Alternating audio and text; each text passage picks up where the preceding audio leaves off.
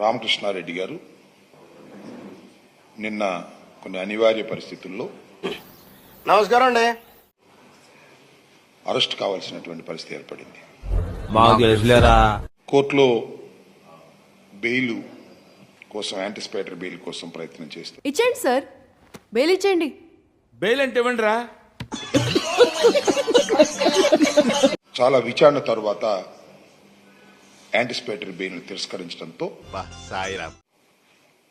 ఈవీఎంని పగలగొట్టాడు అనేది టీవీలో కూడా వచ్చింది. అది దొంగలని మీరే భలే ఒప్పుకున్నారా? అది పోలీసు వారు ప్రదర్శించింది కాదు, ఎలక్షన్ కమిషన్ ప్రదర్శించింది కాదు. ఆడికి అలాగే అవ్వలేరా?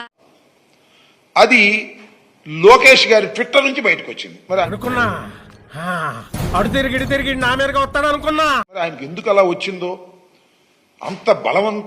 అంత శక్తివంతం ఎలా వచ్చిందో లోకేష్ గారికి నాకైతే అర్థం కాల. నాకే కాదు, ఎవరికీ అర్థం కాదు. ముందు ఆయనకు వచ్చింది అది విజువల్, దాన్ని ట్విట్టర్ లో పెట్టారు. ఏం మాట్లాడుతున్నావురా నువ్వు? నీకేమన్నా బుర్రున్నా? ఆ ట్విట్టర్ లో పెట్టింది చూసి కేసు పెట్టారు. ఈ కేసు అనేది it is purely bailable case. 100% correct అండి. ఆటోమేటిక్ గా 7 సంవత్సరాల రూప శిక్ష పడేది కాబట్టి పోలీస్ స్టేషన్ లోనే బెయిల్ ఇచ్చేస్తారు. అలా ఉండటానికి వీల్లేదు. ఈ కేసు పెట్టినా అతనికి బెయిల్ రావడానికి వీల్లేదు అనేటువంటి ఒక దురుద్దేశంతో ఆ మాట నువ్వు చెప్పకూడదు. ఎందుకు చెప్తున్నా? ఆ మాట నువ్వు చెప్పకూడదు. 307 కేసు పెట్టారు. 1 కాదు 2 పెట్టారు. కానీ సంఘటన జరిగిన 9 రోజుల తరువాత 307 బుక్ చేశారంటే నీ వాదటి బామ్మది.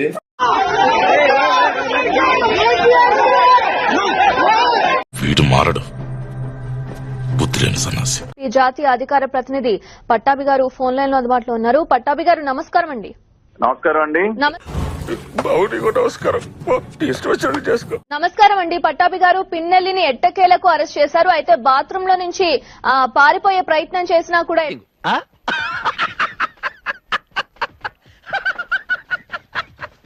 ఎట్టకేలకు పోలీసులకు దొరికిపోయినట్లుగా కూడా తెలుస్తోంది. మీ అభిప్రాయం ఏంటి? ఏమంటారు మీరు? పిన్నెల్లి చేతిలో బలైపోయినటువంటి కొన్ని వేల కుటుంబాలు ఈ రోజు కోసం ఎదురు చూస్తూ ఉన్నాయి.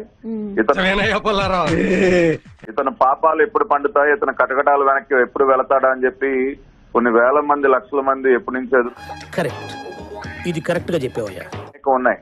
కాబట్టి వాళ్ళ ఎట్టకేలకు బెయిల్ రద్దు కావడంతో పిన్నెల్లి రామకృష్ణారెడ్డిని అరెస్ట్ చేయడం జరిగింది. వీడు ఎంత పిరికి సన్నాసి అంటే వెళ్ళి బాత్రూమ్ లో దాక్కున్నాడంట. ఈ పల్నాడికి నేనే పెద్ద, ఈ సామ్రాజ్యానికి నేనే రాజుని, నేను చెప్పిన మాటకి అంటే అది తిరిగే లేదని చెప్పి వెర్రవీగినటువంటి ఈ పిరికి సన్నాసి వాళ్ళ చివరికి వెళ్ళి బాత్రూమ్ లో దాక్కున్నాడు. ఎందుకు మాస్టారు మాటిమాటికి అడుగుతారు? నాకు మాత్రం నేనెవరో తెలుసా?